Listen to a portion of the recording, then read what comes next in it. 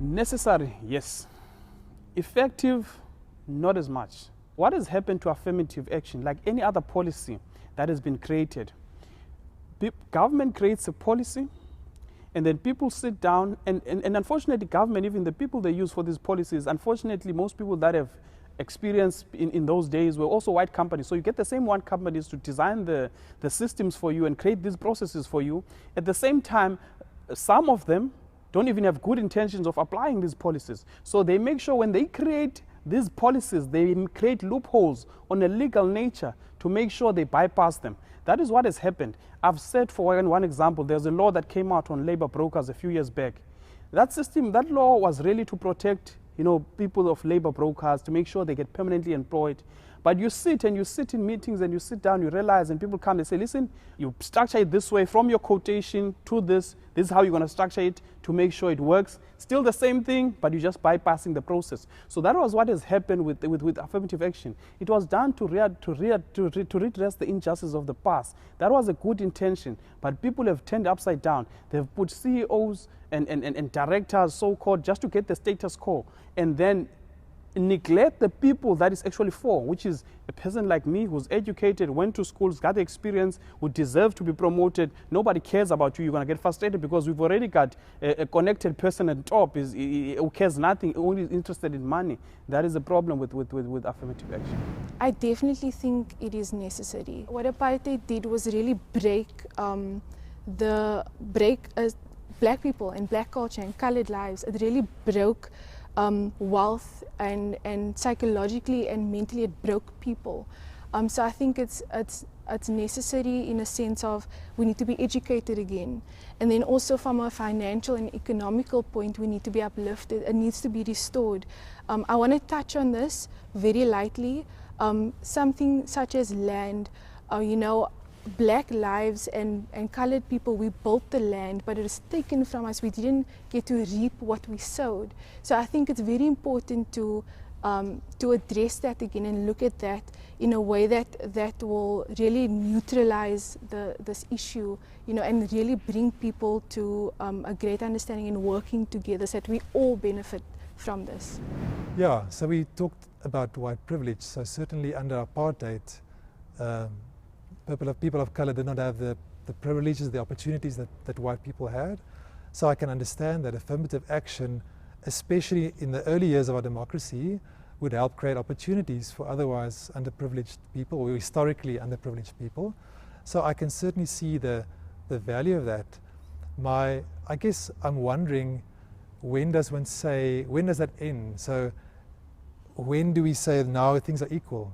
Or now it's too much, now we need to go back. So what are we aiming for, I guess?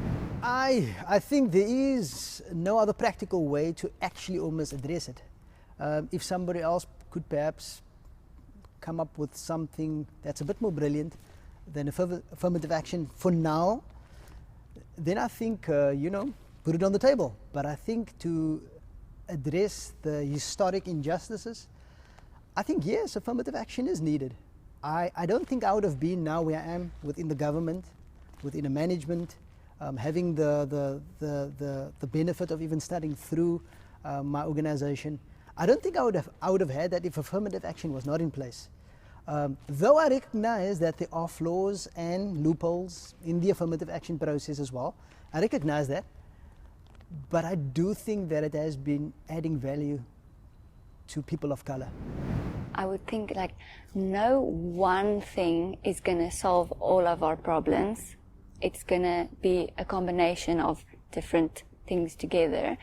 But it definitely has its pros and cons, where on the pro side, I'm all for giving people the opportunities that they didn't have previously, and that's great, and I would love for them to have those opportunities. But then on the other side, they might be feeling, inferior if they might be feeling like they only got the job because of their skin color, and they, might be doubting their own abilities, which we don't want that. We want people to feel like they've earned this and, that they are able to do anything. One thing I don't ever want to feel, and I've felt before, is getting into a position for something because of my color only. I want to know that I was capable, that there was merit in that, and that I deserve to be there, and I deserve to be paid well too. So I think affirmative action is definitely necessary, done right. Certainly, using the color of your skin as a reason to appoint you or not appoint you, that can be seen, I guess, as a form of racism if taken to the extreme.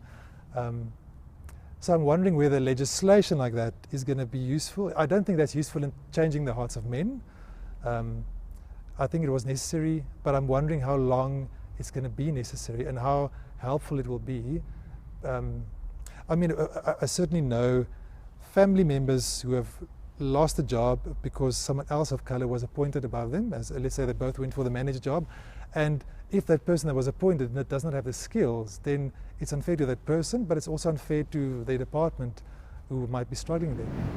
Well, necessary certainly it is, because you can't, when there has been discrimination and favoritism in respect of one section of the population, then say, let's all start and just run and let's forget about that. Historical education will then point out to you that there are certain disabilities that these have suffered, and they have got to be addressed through a program like affirmative action. And you don't even need to time frame it. Why time frame it? Because as people, are enabled, to grow, the program itself will phase itself out.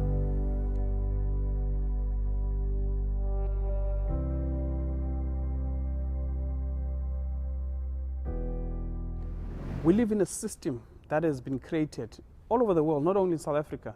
Black people don't own anything. We don't own banks. We don't own, we don't own much. We don't own anything, actually.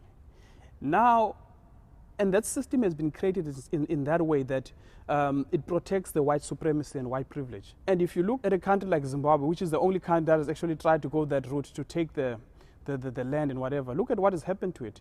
The white supremacist system has made sure they prepare other African leaders mentally. If you think of doing this, this is what we'll do to you. So I don't think we're going to solve this land issue through political systems. It needs to be a hard issue.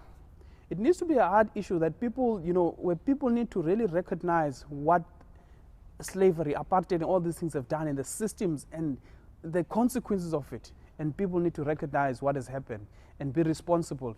Not only be responsible to certain things. It's happened in France a few years back, where I read a farmer gave half of his farm to his workers. And for me, I rather prefer, yes, the politicians can kill me, I rather prefer that you give to your workers.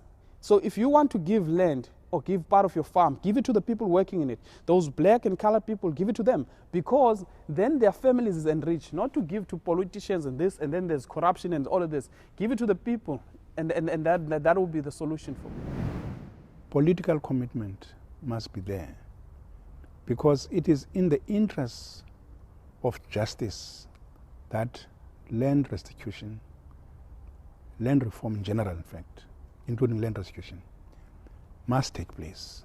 We also need governance that is predicated upon biblical values, because biblical truths have the solution for these things. Just even using state land, not talking about owning the land, but using state land to help people to lift themselves up.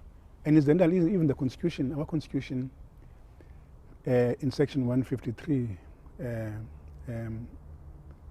imposes developmental obligations on municipalities to use land and other resources under its jurisdiction for the developmental needs of the communities.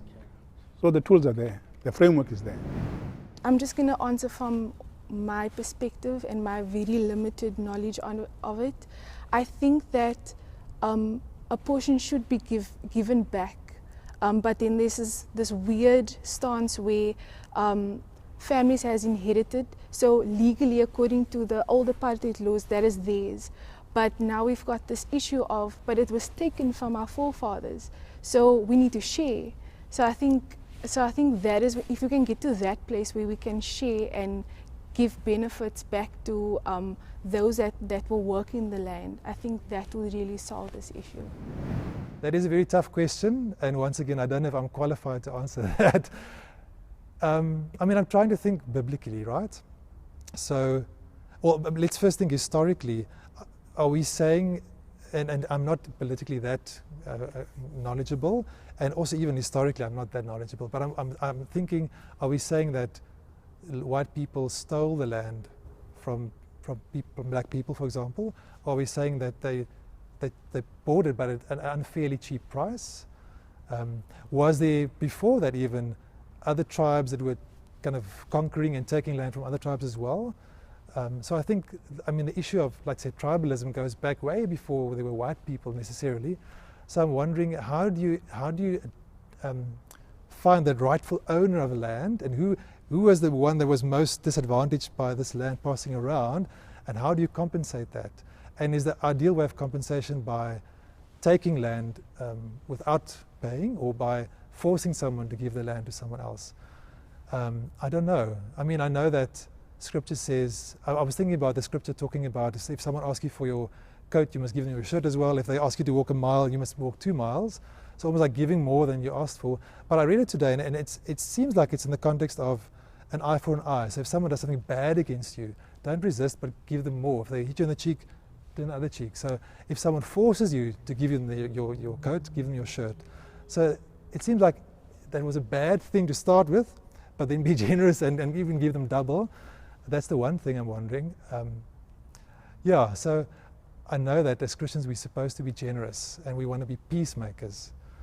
So I guess if there's a way, but I also think God asks us to give freely. So it should be our heart's desire to bless others, to put them first. But I don't think God compels us to give thousands or hundreds of lands.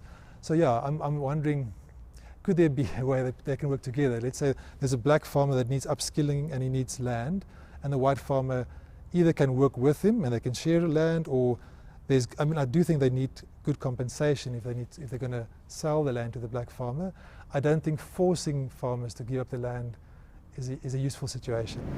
This is one of those policy kind of things that we need to really try and investigate. I know there's this guy on Twitter, I forgot his name, and he investigates and looks into people's mortgages and the interest rates of which they are paying for their cars. And more often than not, he's seen such a discrimination towards black people, and that white people are paying much, much less and earning much, much more.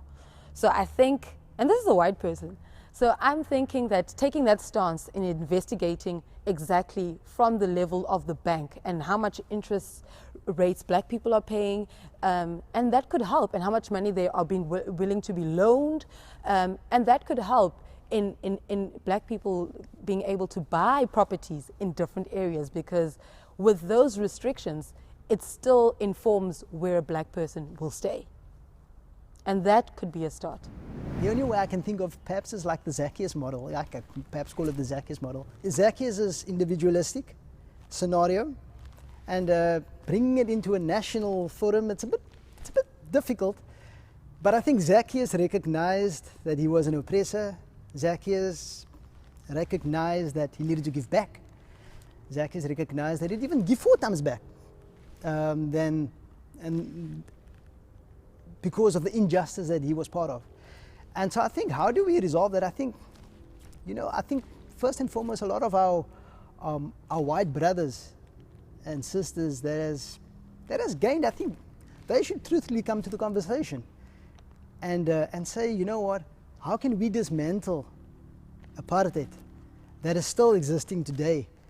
And what can we do to actually show that we're making a tangible contribution, and not just leave it to government? Yes, government has its role to play. Government has the legislation and the regulation and the policy and all of those implementations. But I think the only people who can actually dismantle the era of apartheid is those that created apartheid. And so linking that to the land and Zacchaeus, I think that there's a connection there for me. And so yeah, I think that's the best way I think we could respond to that.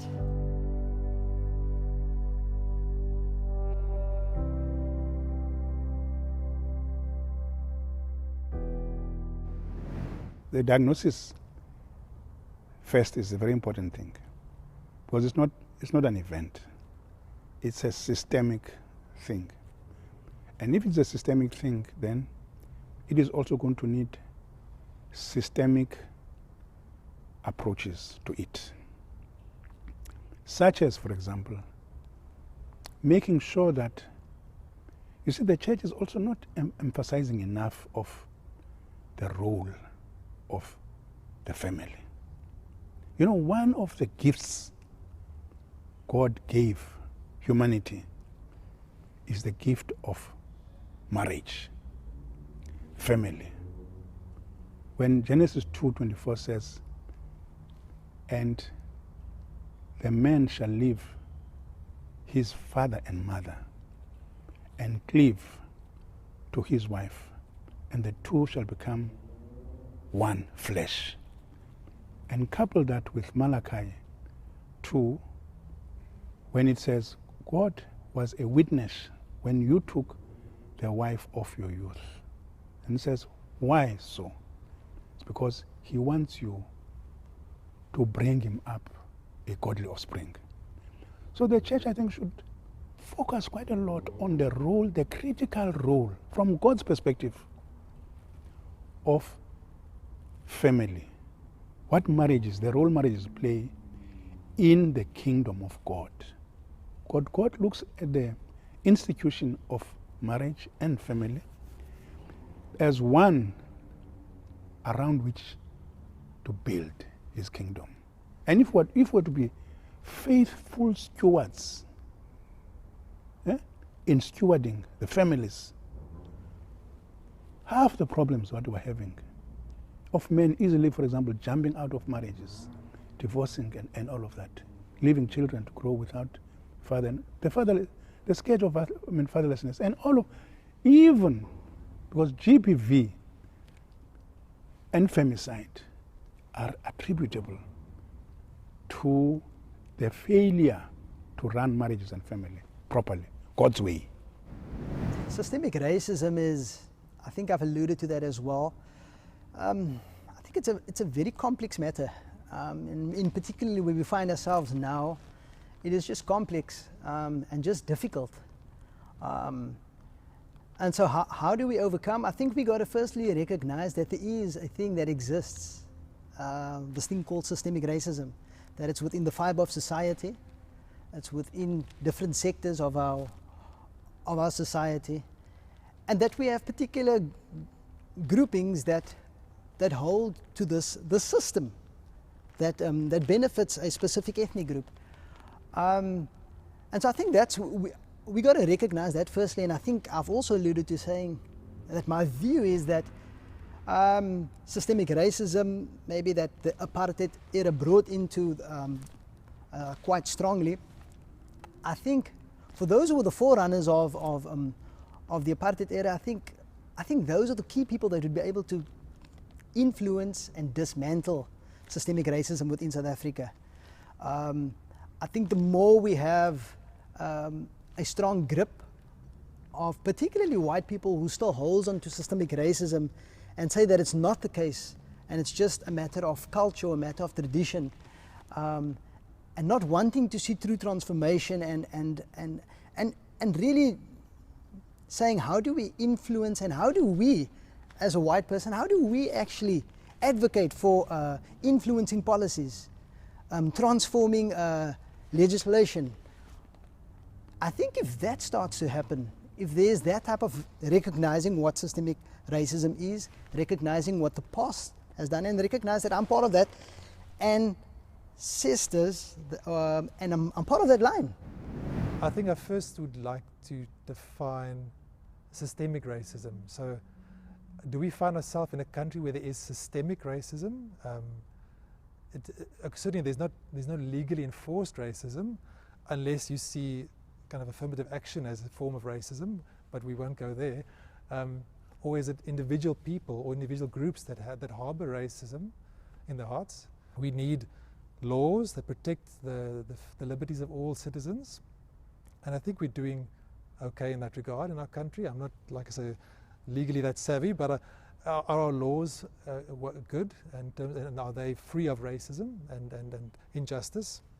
But also then, on an individual level, how am I relating to my black, brown brother or sister? I think I've read a bit about this, the Jewish words for justice, the mishpat and tzedakah, where mishpat is more the legal, retributive justice, but tzedakah is more the charity or the personal acts of righteousness, almost like a distributive justice more. I would probably be inclined, maybe that's just my style, to focus more on the tzedakah, the charity, the acts of personal righteousness towards people of color. So, and I guess that would start in the church. We should be the example of people living together in unity, loving each other, loving my brother, honoring him more than myself. So I'm not going to have all the answers, but I think the first thing that comes to mind for me is how our generation, because we have grown up with people of all different colors in school with us, and we have grown to become friends with people of different colors, it's normal to us. Like, I was never like, why can't I be friends with them or stuff like that? Whereas for our parents, it's a whole different thing where they were taught, you know, to be separate.